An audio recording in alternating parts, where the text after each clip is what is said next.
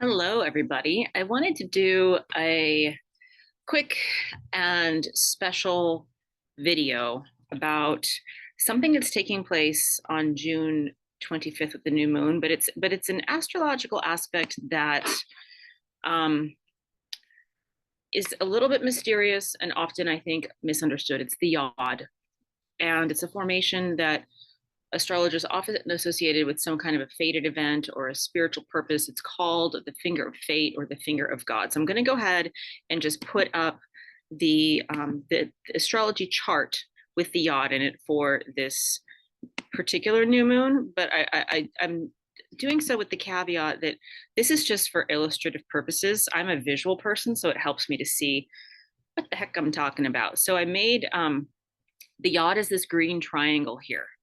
And a YOD can occur in a birth chart. It can occur in any kind of a chart. It just so happens that it's present here during what I offered in the podcast that I'll link, the most powerful full moon, new moon, excuse me, of 2025. So we're looking at this YOD, this triangle, and you could see that there's it's a long, narrow isosceles triangle, and there's a couple things happening in it.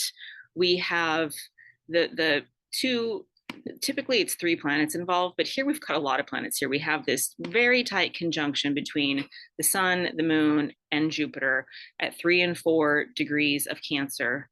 And they are in a sextile with lovely Mars over here at 4 degrees of Virgo.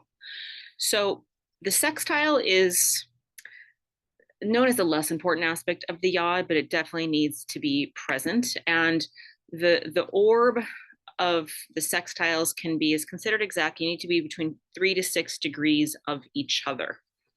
And then the thing that's known as the more important planet is the quincunx.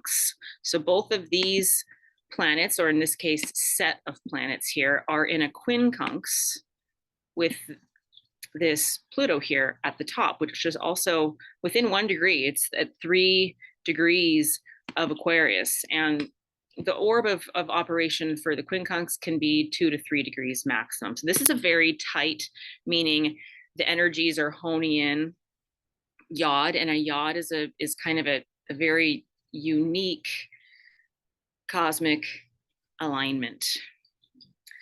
So it's also worth noting here that in this case, we have planets forming this aspect. You can also have this happen with smaller outer planets and asteroids and the nodes, but this is all planets that we know of. So I think this is making it a very neat time for us to be receiving the downloads and the energies. And so the key player here is the apex planet. That's the finger. That's Pluto. That's the one receiving the two quincunxes.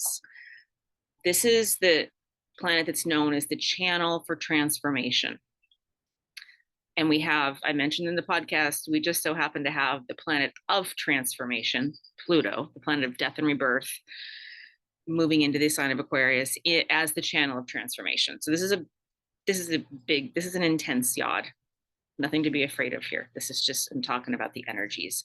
And so this channel for transformation, it's talking about karmic tasks, spiritual tasks, something. I call it, if it's the finger of God, it's like the hand that's behind us, that's just helping us being ushered into some new phase. But I'll get to why there can be some challenges here. The planets at the base are the sextile planets, and those are the ones that are kind of need activation. They indicate some kind of a latency. There's a latent skill, there's a latent opportunity, there's a latent supportive quality. They're not directly helping, but they can help if they're consciously integrated or deliberately worked with, deliberately activated. And so, in esoteric astrology, a YOD is considered a soul contract if you have it in your chart. But we have it with this new moon. This is about our soul contract. This is about our soul's activation. And it's about a mission or a dharma to be fulfilled. But it's also about awakening through difficulty. It's about developing new consciousness. And I think we can kind of feel that the YOD that we're working with right now is that. And so let's get to this quincunx energy. So this energy, these guys are in a flowing between the sun, the moon, and Jupiter here, sextiling each other. Sextile is easy flow of energy. They can talk to each other. Quincunx, not necessarily so much. The quincunx is what's happening between Pluto and these two corners of this isosceles triangle. And a quincunx is a challenge. A quincunx is something that can feel disharmonious. A quincunx is an opportunity for activation. A quincunx is that challenge that can be like, ooh, these things aren't necessarily in the same sign. It's a little too far away. It might be hard to communicate, but it's definitely something that is being felt. And I would offer that this is being felt well before and well after this new moon. And if you happen to have one of these in your chart, you'll want to look at the transits, and feel free to reach out to me if you know your chart and you have one of these, because I love working with very unique. This is a unique and potent astrological aspect. So when we're looking at the quincunx between Pluto and the sun, the moon, and Jupiter, that is Pluto, the planet of transformation, at the helm, saying, hey, y'all, it's time for all of us to really step into the shoes of why we're here.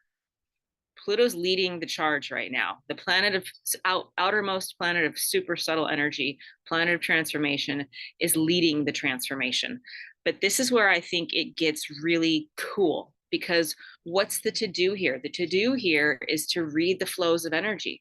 The to-do here is to trust in, that's the case with everything astrological. There's never anything that's super damning or super guaranteeing. It's a matter of reading the energy. And the energy is simply information.